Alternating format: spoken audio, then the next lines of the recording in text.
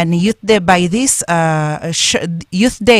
by showing how technology, it was celebrated by showing how technology, health services, media, universities, and youth-led initiatives can work together to give young people better access to credible information, services, support, and opportunities. And the discussion today is going to be around sexual and reproductive health and rights. And briefly, let me give each guest in the house a minute to introduce themselves and the organization they are coming from and the role they play in empowering the young people. Right from my left, yes. Yeah, thank you very much. Well. I'm Sankara Berhanga. I lead Creative Campus, a youth-led tech hub here in Mbarara. We largely work with young people to leverage technology to develop tech solutions, because then it becomes an easy one, given the demographic that Uganda has registered and the internet penetration of the country. We believe that tech solutions can go a mile way, and because of the population, we then focus largely on young people leveraging that. So very excited to be joining the panel this evening. Okay, you're most welcome. That is Sankara from Creative Campus and Sauti Care. We also have someone from he could tell us his names and where he's coming from, the organization. Oh, thank you very much for hosting me here. I am by names of Lubura Joel Mwesigwa. I'm coming from Reproductive Uganda, that is RHU, the Mbarara branch, and majorly we deal with sexual and reproductive health. I'm a medic by profession, and I've quite enjoyed working with young people. In this program, we majorly have the YAM, that is the Youth Action Movement, where we work with the different youth around Mbarara and around the country to help empower them with their sexual life, because we believe these are some of the things we don't talk about with our parents, with our relatives. So we believe by coming up with this and empowering the youth by this knowledge, they can easily know how to take care of themselves and know how to do the do's and don'ts in sexual life. So I'm really eager to be on this panel, and please, we shall share more about sexual life. Thank You're you most very much. welcome. And then with me, I also have a very young, energetic youth in the studio. Maybe he could introduce himself and tell us where he's coming from. Thank you so much, Lydia, for hosting us. My name is Bernard Owori from the Must Peer Project at Mbarara University of Science and Technology. You're most welcome. Thank you. And like you've heard from the panelists today, the partners of yesterday's commemoration, we do have Reproductive Health Uganda in the house. We have Videa and Sauti Care in the house. And then we have Creative Campus and also Must Peer Project. That is Mbarara University of Science and Technology Peer Project. So going into this, let's talk about Videa Uganda, Sauti Care, Creative Campus, Reproductive Health Uganda, and Must Peer Projects came together around young people. What is the partnership about, and what problem are you trying to solve together, and where does Sauti Care fit into the bigger picture? Sankara. Okay, thank you very much. Now, dear listener, you remember that not so long ago, Mbarara was earmarked to be one of the districts or places with the highest prevalence with HIV.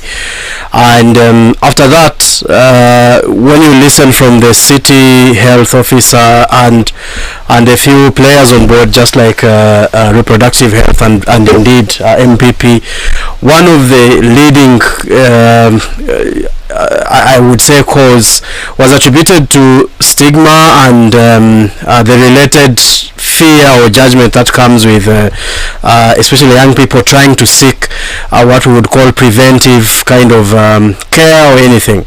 Now, having had that, but also within the ecosystem we have people like Crooze FM.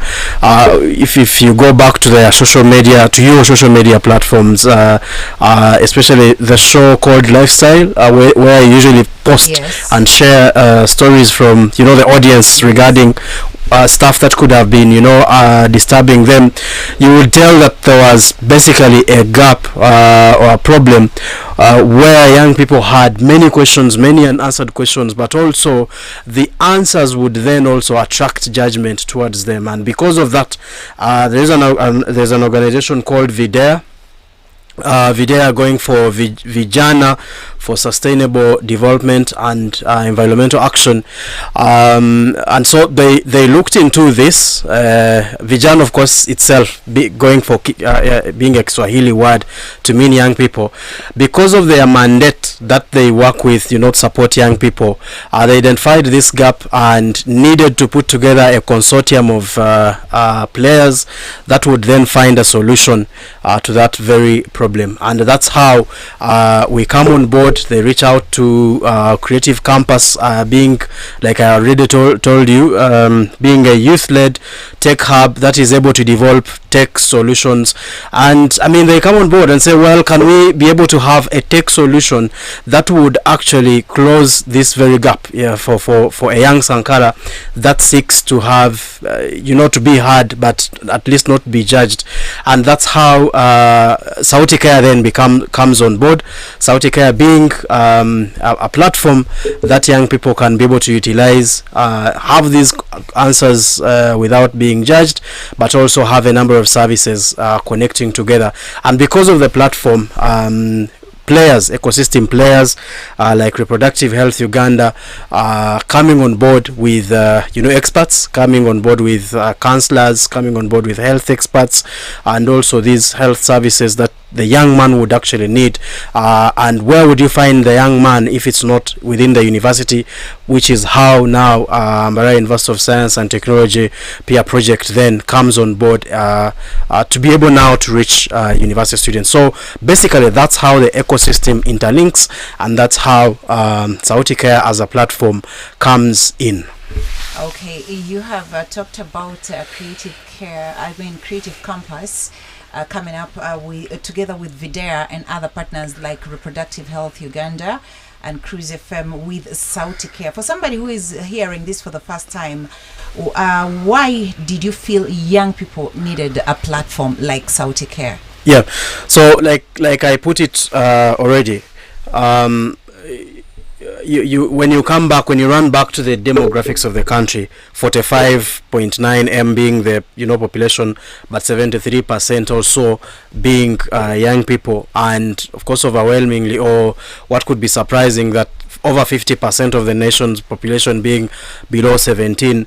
And if you look at now on the other end, the 24% of the teenage childbearing, that could happen, but also presenting us with an opportunity, or the fact that 17 million mobile internet subscriptions were already registered by Q3 in 2025, meaning that where we are in a country where a young Sankara would rather have his internet or data subscription of 2,000 rather than buying supper, you want to believe that there is an opportunity of him utilizing the smartphone to be able to again have these unanswered questions that I talked about easily understood, and also getting a remedy.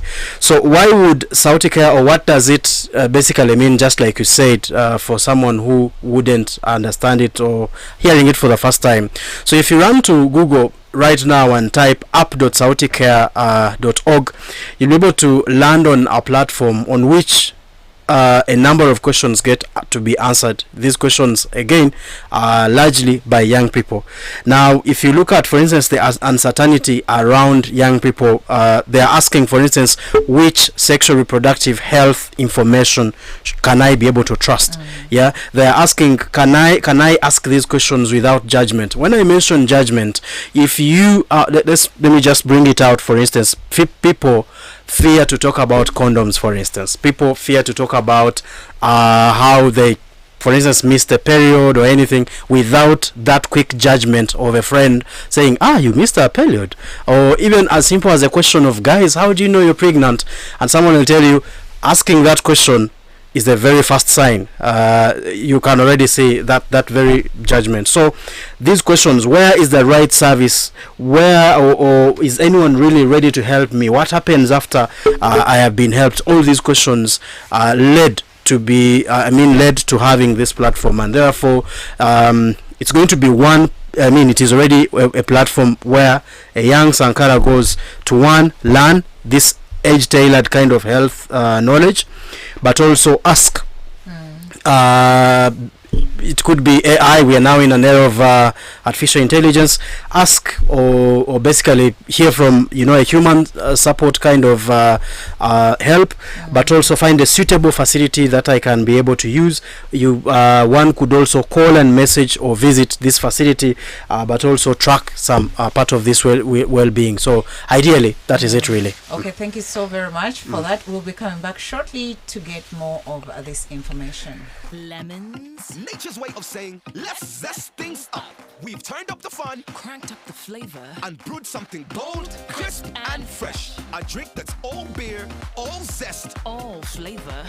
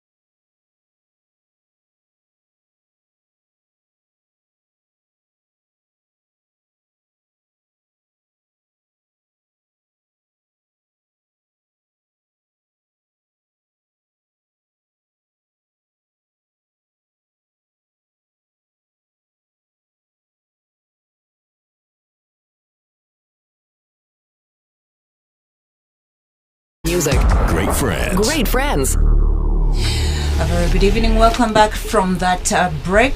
And of course, in the house, I do have the Crooze doctors today with me. And the guests in the house are representatives from Reproductive Health Uganda.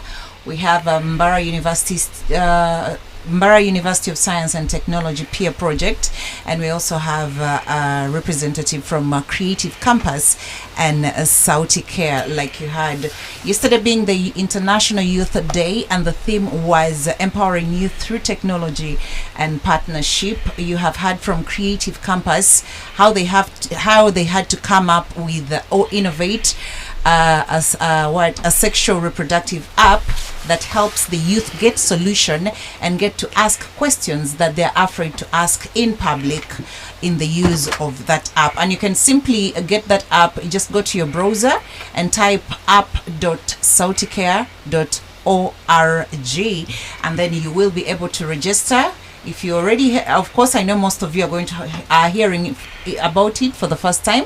So just to register, put in your credentials, and you will be able to access information that you need to access. And of course, with us, like I told you, we have a representative from Reproductive Health Uganda. You're most welcome, Mr. Joel, once again. Thank you very much. So, as Reproductive Health Uganda, we often hear the terms sexual and reproductive health and rights. In simple terms, what are we actually talking about, and why should every young person care about sexual and reproductive health and rights? Well, thank you, Lydia. That's a very interesting question that often we always ask ourselves. Sexual and reproductive health is something really broad and majorly encompasses services that cover majorly contraception, family planning, fertility, maternal and prenatal care. We look at prevention of the STIs, and then protection from sexual and gender-based violence, plus educating about health relationships. Why this important to us, the young people? Because sexual health is what has boomed us, all of us. Nowadays with media, we tend up to get information from different sources. That's the TikTok, the internet, AI, and most times we don't trust this information most times because it comes from people who have different ideas. So as RHU, we come up with information about sexual health. If you look at sexual reproductive health rights, now here we come to the rights people have to have most times. Majorly, we combine right to bodily autonomy, safe and satisfying sexual lives, and access to high quality care. What do I mean here? Majorly, sex is a right to everyone. We believe like we all have to have healthy sexual lives. To every adult. Every adult. That's majorly a person above 18 years. Yes. Yeah, that's a right. And we believe in sex which is very undiscriminated to anyone. About your gender, about your age, whether you're 50, whether you're 49, 30, or 20.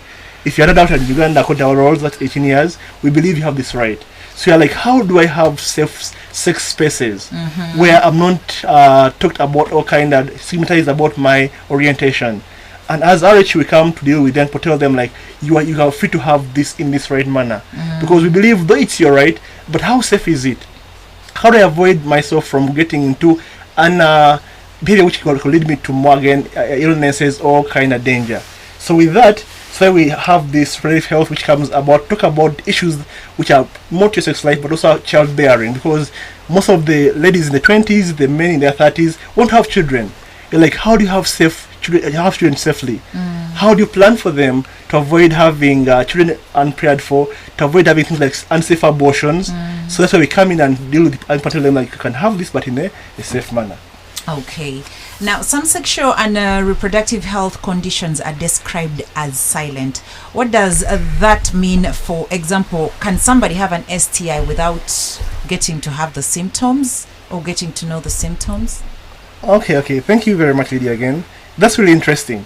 We call them silent killers, not because they are really silent, but they are more hidden and untreated, and they are stigmatized most times. And these issues majorly cause severe harm and infertility most times in young people. Why we call them silent is because we have not given them attention at all. They are within us, but we don't always give them attention they really need to. It has been observed that most of the STIs are really silent. Let me give an example. HIV/AIDS itself, the commonest STI we have around. It can take even up to 5 years before it's realized in the blood if you don't test.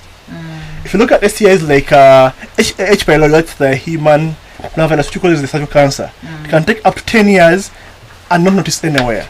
So it come along and tell people, the youth, like, we can have these things but still don't know at all. Our bodies tell us different things, but surprisingly, sometimes we don't listen. Someone can tell you, I've been having this urge for over 5 months. Yes. And you're like, how has that been? Is it normal? It's like, I thought it was normal. Most of us have painful periods, and we think they are normal. That's not normal. So we are like, this. Our body sometimes tell us about these issues, but sometimes we always think they are not there. So I call them silent killers because we always take them to be hidden. We always fear talk about them because we are stigmatized. We feel like, how will they see me talk about this? How will they know I'm having a discharge from my private parts? So we feel sorry as this and like, okay, who can I talk to really? So there can be very many things like STIs, like the HIV, the candidas, the unsafe abortions even. We have many youths who are dying over very many unsafe abortions. But you're like, let's come out and talk about these issues. So then we'll stop being silent killers and at least we know what's happening to the youth and know how can we help them in due time. Okay, if somebody has an STI they're afraid to talk about or they don't want to share about and they go undiagnosed, can it affect someone's reproductive health or fertility? That's very interesting. If you look at nowadays, the demographics nowadays, look at we have an increasing rate of infertility in the worldwide and in the country as Uganda. Back then, our mothers just used to go and they, let me say, marry each other. Then they have children in a year or two. Let's have couples which go up 10 years without marriage. I mean, they got children most times. Why? Because they're infertile. And the highest cause of realized for this infertility is majorly due to STIs. And why this happens? Because these STIs which affect our reproductive systems, and we do not always manage them promptly. We always get into fertility. Why this happen? Most of us have had things like infection. I have infection, Musawa. I have infections, and we go on to say, Musawa, give me this medicine here and there, before seeking real medical advice. Before diagnosing. Before diagnosing it at all, because you know, when I have this back pain, I have this. When I have this discharge, suddenly I have this because my friend told me when I have ABCD, just take this drug. And most times we take these drugs unknowingly, and these infections end up being there for long. If you look what causes this infertility most times is when you have a persistent infection for quite some time. Infections like HPV or like Candida can be even for up to 2-3 years. And you get some small medicine here, it kind of reduces and comes back again. You're like, infections like it is one. You keep suppressing them. Always, surprisingly, and there's no really cure because you didn't seek enough help. And before you know it, you are now 25, you are now 30, you are into a marriage, and you have not kids. You're like, what's wrong with me? You're like, my stepmom is bewitching me, blah blah blah. But because at some point your health was not a priority at all. So suddenly you're like, us as the youth, at least we are more exposed than how our parents were. Can't really seek for enough care because at least nowadays, just every block you move, you find at least a clinic where they can test you and know what's wrong with me. So we always advise people like before you go for any medicine, ask around, have a checkup being done by a professional most times to know what's really wrong with me and take the right medication most times. So it is a really big killer nowadays and killing many families and causing GBV because the wife can't conceive or the man can't conceive. Most times we think it's only about the ladies. No. Also as the men most times we also can get infertile from STIs. They affect us for long and sometimes because we as men try to go to hospitals most times, we always neglect going to hospitals most times. After 2-3 years, you find yourself, you have a low sperm count. Came from not having an STI which I was there when you are at university at campus. And now you are 30 years and saying your wife can't conceive it, the problem is from you. So we also as the men, let's also go for checkup most times and know, am I really safe? Do I have an STI or not? Okay. Can help us most times. Thank you so very much, Dr. Joel from RHU on that enlightenment. Now, talking about peer-to-peer empowerment, the peer project at MUST, what role does the MUST peer project play in this partnership, and why is peer-to-peer engagement particularly important when discussing about sexual and reproductive health and rights with young people? That is, it goes to the MUST peer project representative. Thank you so much, Lydia, Yeah. For that wonderful question. Yeah, when you talk about peer-to-peer engagement, that is exactly what we are doing at MUST Peer Project. Maybe if I were to give you some little background, for over 2 decades now, we have been in that. We have been doing peer counseling, peer education, and peers are the first line. I would say they're the first person someone reaches out to, especially the students. And as at Mbarara University, we have this project where everyone reaches, everyone receives. Well, the students that come to university, they always have challenges here and there, and then you find that there are so many challenges that someone may face, but then the first line of contact comes to the peers because of the trust that someone has for their students. And peer MPP, we periodically receive applications, or rather we have peer trainings that we do to support these students, to see that students can easily get the knowledge or the information that they actually need. Because as Joel earlier hinted that there's so much information out there, and you find that someone can easily be misinformed, or maybe someone gets a diagnosis that is not theirs, and they leave something untreated, or they use the wrong treatment. But then when you come to say that peer-to-peer engagement, knowing that students can easily trust their colleagues because they speak a similar language, or not literally the same language, but say the social setup is the same, and so they can easily trust each other. They can easily be the right referral points for seeking the right help or the support. Okay. Now, from the experience you have with students being having more so as a peer project, what are those sexual reproductive health diseases that or questions do these young people find hard to talk about or ask openly? Pardon on that? What are those sexual reproductive health or diseases that these people find hard to talk or ask about openly? Okay, thank you. The concerns they are shy to share openly. One of those, I think Joel hinted about the STIs. There's a list, really, a full list of these STIs. Okay. There is things like chlamydia, syphilis, gonorrhea, and so many other infections that students can have every now and then. And also, there is something else I'd love to talk about, the things like endometriosis, and then cervical cancer. Although this may not really be so something that is very common, or that is commonly talked about in social spaces. But these are really things that people face or students face, and actually most times they fear to talk about. Okay, thank you so very much. Maybe I would love to go back to Sankara, Creative Compass, and Sauti Care. Now, someone may hear useful information on Crooze FM here, but information alone isn't enough. How can radio and digital platforms like Sauti Care help service providers work together so that a young person knows what practical step to take and where to get help? Okay, thank you very much. So when we say we are living in a digital age, we need to realize that the platforms that you're talking about are at the disposal of the young man. Like I already put it, a young man will tell you, out of my 24 hours, even whether you're employed or not, someone will tell you at least I'll spend close to 50% of their time, and the scenario where one must choose between, say, buying Panadol because of headache and buying data, someone chooses to go for data. That only tells you the power they believe within or they have within using their smartphones.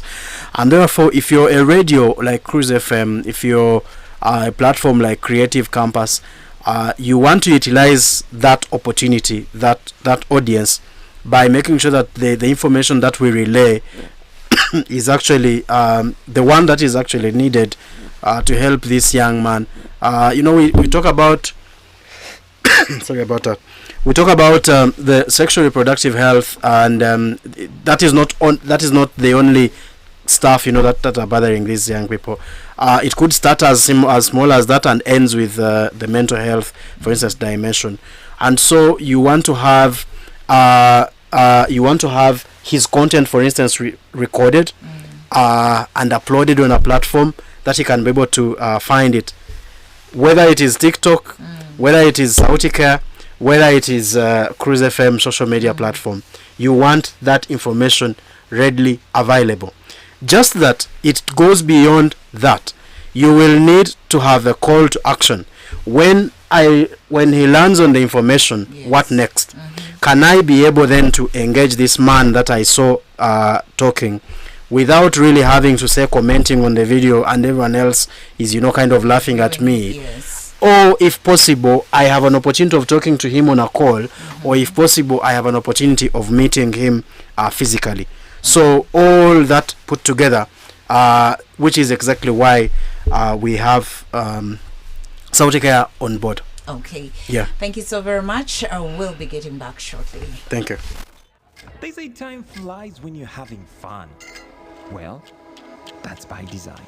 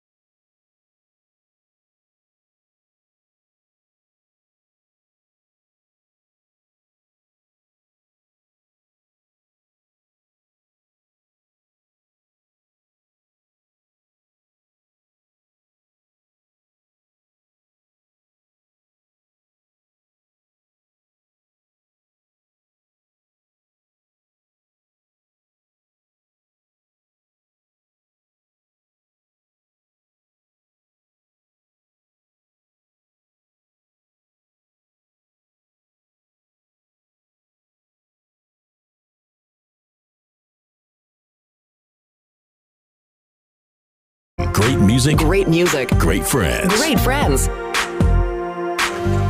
You are on 91.2 Crooze FM, the Crooze Doctor, that happens every Thursday from 7 p.m. to 8 p.m. And in the studio today, we do have guests from Reproductive Health Uganda, Video Uganda, Sauti Care, Creative Campus, and Mbarara University of Science and Technology Peer Project. And of course, we are talking about sexual and reproductive health and rights. And of course, yesterday was International Youth Day, and the theme was empowering the youth through technology and partnership. So this goes to you, Creative Campus and Sauti Care, Sankara. Now, talking about the technology bit of it, because we are empowering the youth through technology. One challenge is that people may have questions about sex, relationships, contraceptives, STIs, gender-based violence, or mental wellness, but feel embarrassed to ask someone face to face. How is Sauti Care intended to address that problem? So we have a few safeguarding kind of stuff that we put in, especially with the back end. And so you have an opportunity to, there's what we call anonymity, where we mask identity for sensitive interactions. This, you can choose to use a nickname as you interact with a counselor, because you haven't met him in person, and therefore you might want to have those fears. So we do that masking, or you can fully go anonymous without really revealing any identity at all. That, however, later gets to be marked whenever you, for instance, you choose to meet him in person.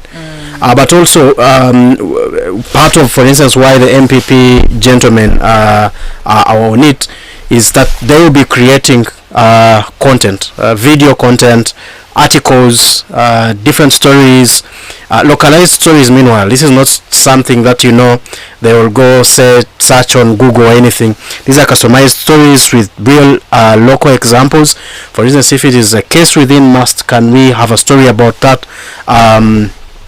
And we believe that from that information, most of the questions, even those that are sent anonymously, you will be answered, and therefore you have an opportunity to have that answered without revealing your identity.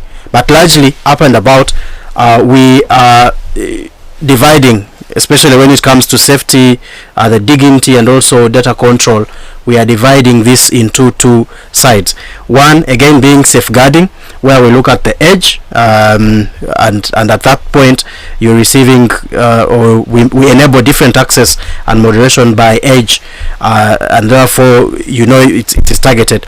Then the moderation, we make sure that the stories that I have talked about before they actually get on board or getting to be published, they are well verified and also reviewed before publication.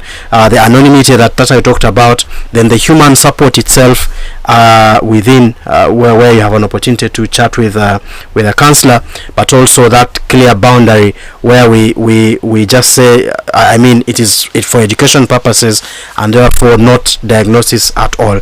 So in all those, really, we believe that one's identity is actually protected, and urge the public to kind of embrace this very product. Yes, thank you. Because that's true, because sexual and reproductive health topics are very sensitive, and most people would prefer them in privacy, because it's the reason some people even fear to go for diagnosis, because they will be like, if that doctor gets to know I have candida, won't we meet in the streets again? And then he identifies me with whatever diagnosis he got. So we thank Creative Care for coming up with Sauti Care. And also, strictly, he has said there is no diagnosis on Sauti Care app. It is just knowledge and information that is given to you, yes, and you will have the right place to go, the right person to talk to, without being stigmatized or judged. So that is why Creative Campus came up with Sauti Care, and together with Videa, in partnership with Crooze and Reproductive Health Uganda, yes, and also MUST Peer Project, who are the people that we need so much on the Sauti Care. So shortly, since we are getting closer to the end of this, Reproductive Health Uganda, that's Dr. Joel. For a young person listening right now who wants an HIV test, STA screening, counseling, or other sexual and reproductive health support, where can they go, and what services does Reproductive Health Uganda provide? Well, thank you very much, Lydia. So for a young person listening out there, at RHU, we provide a given package. We are located in Lugazi, that is around Lugazi Market in Mbarara City, and we offer a variety of services. That includes the HIV testing. We offer a STI checkup, that is the urine, the UTIs. We do the chlamydia, the gonorrhea, the syphilis, and these really are baseline tests we do. But we go as deep as to check for any fertility problems. We look at hormonal checkups. We have nowadays women who are having hormonal imbalances, causing them to have intermenstrual periods. They're bleeding 3 times in a month, and it's really tricky. We have women nowadays who are having what we call more of endometriosis, where they have painful periods, and I think it is normal. So at RHU, we give care for all these conditions most times. And also we provide care for any other medical conditions, that has diabetes, hypertension, but majorly we deal with the social life of our youth, and we always give them the accomplishments they did with us. We are always confidential. We have different providers who are also in the youthful age, who are knowledgeable into all these fields. So you always feel free to come through to RHU to have any care you need. Concerning anything of your reproduction, we are always there. One thing I want to stress about is let's always come out and check up for ourselves as the youth, because this is very important for us. And at RHU, if you're a youth, you have that ambient space always welcome for you there. Thank you. Thank you so much, Reproductive Health Uganda. For Sauti Care and Video Uganda, how will young people access Sauti Care, and what services will they find there, and what stage is the platform currently at? Okay, thank you very much. So, in conclusion, dear listener, especially if you're a young man, the smartphone that you have or hold in your hands could be the next savior before you think of, any reckless kind of decision or feeling out of place or feeling judged and anything. So, and we're saying that your number one friend when it comes to these problems is going to be you visiting app.sauticare.org, and immediately after that you will have an access or a powerful tool that you could be able to utilize. Now, Videa Uganda has made sure that this does not actually just get out without thinking about sensitivity and also responsible data usage, and therefore you can be able to trust it. We have tried again to minimize leakage.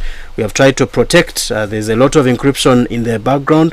We have also tried to control in terms of access, and also made sure that you will be able to learn safely on this very platform. Yeah.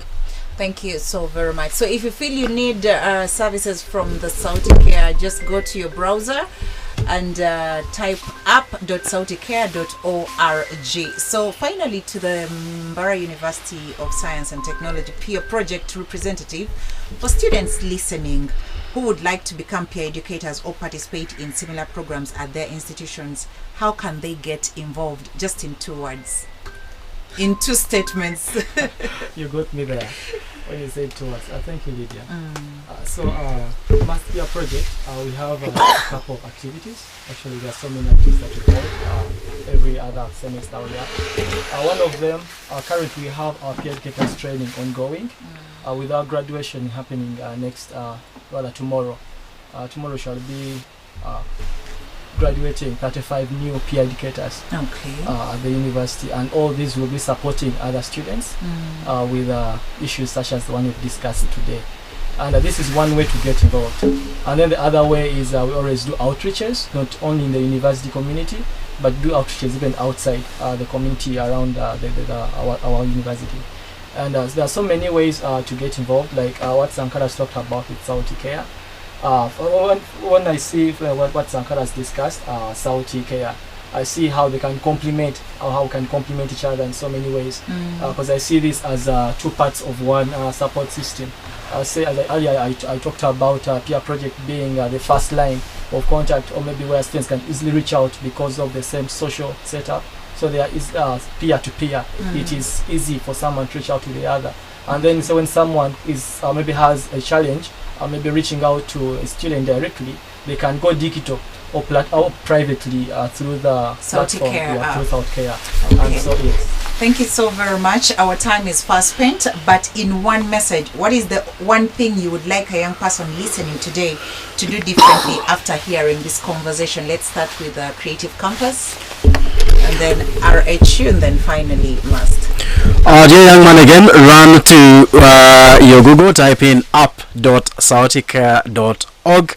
But also you could also read about Videa Uganda. You could as well search around that and immediately start engaging.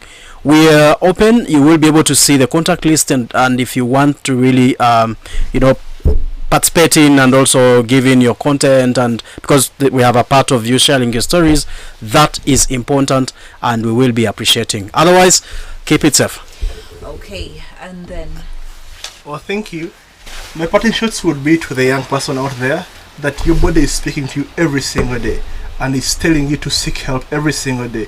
Let's avoid always doing self-medication. Let's go out there and seek care from a trained medical personnel, because this affects us a lifetime. Today you are 25, today you are 30, you'll be 40 and regret something you did when you are 20 years. So please go out there, test yourself for these STIs. They don't take any hour or two.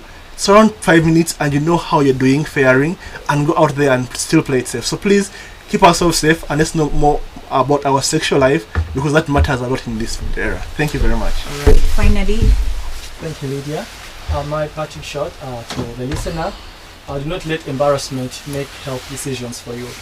You may be having something and you're struggling with it, but you're embarrassed or you fear to talk out.